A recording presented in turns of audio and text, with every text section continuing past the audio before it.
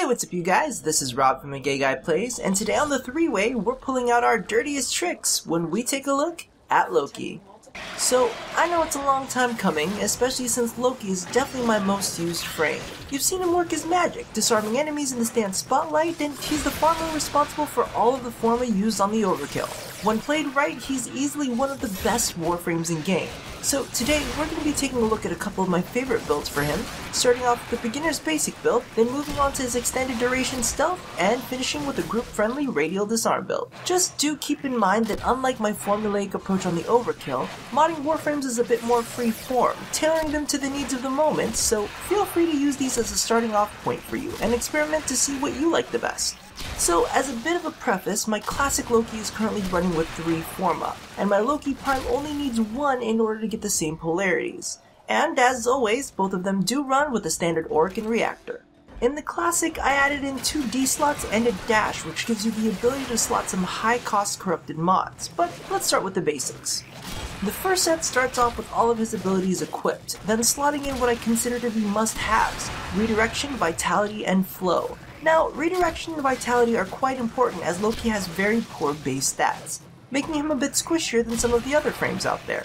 I have heard some people argue that since you're gonna be in invisibility a lot, that Vitality isn't necessary, but with Poison, Slashing, and the occasional energy drain, you're gonna want to have it. The next set should be Continuity, Streamline, and Stretch. Now we slot in Continuity to extend the duration of his Stealth and Decoy, while Stretch increases the range of his Radial Disarm, and Streamline, combined with Flow, allows you to use your abilities more often, as many of Loki's skills are well suited to getting you out of tough situations. And we definitely can't forget to slot in Energy Siphon in the Aura slot. Now that we're done with the basics, let's get to the really sexy stuff. So the next build we're going to be taking a look at is the infamous Extended Duration Stealth build. This is the build that I use when I, number 1, run solo, number 2, I go up against Infested, or number 3, when I take on lengthy survival missions in solo or group instances.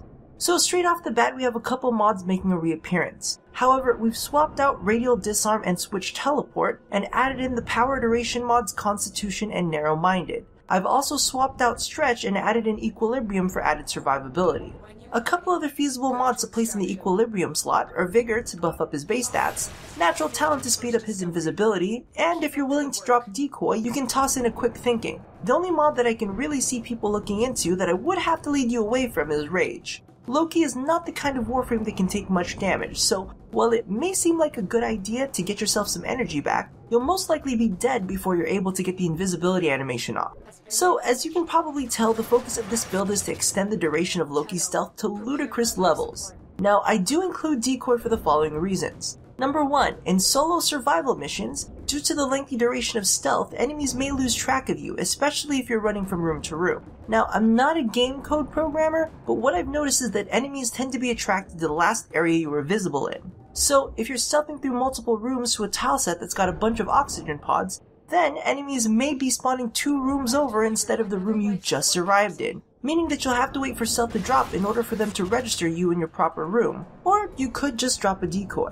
Number 2, in infested missions, especially the new dark sectors, you can pretty much reroute enemy units away from pods, or towards really convenient areas to shower with missiles, grenades, or whatever happens to tickle your fancy at that moment in time. Now, I've heard the following from a lot of people.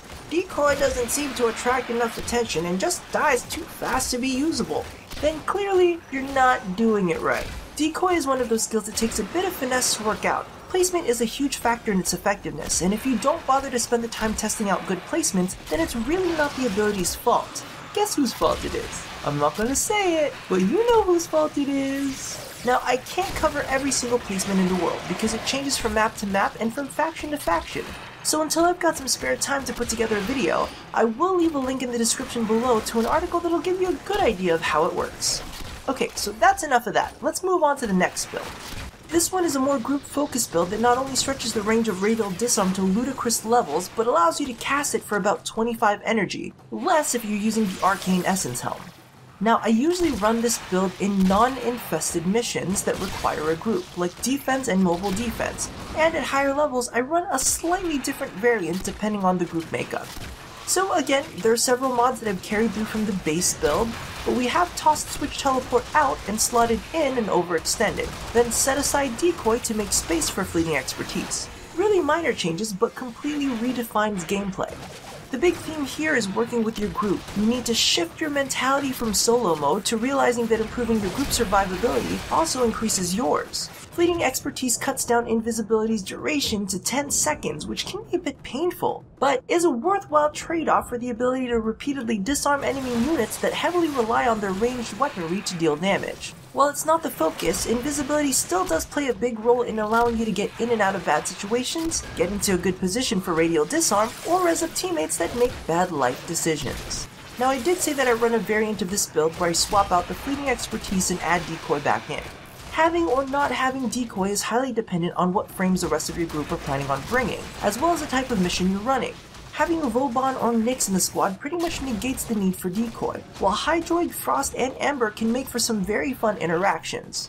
Now, in T4 or long duration defense missions where you start coming up against some really high level enemies, you usually have a Nyx or a Vauban, so you're safe to run without decoy. But if your group doesn't necessarily have the control, depending on the mission, it may be something you want to consider keeping in. And frankly, if you're not running defense or mobile defense, decoy isn't really anything you really need to worry about. So just keep in fleeting expertise to keep energy costs down.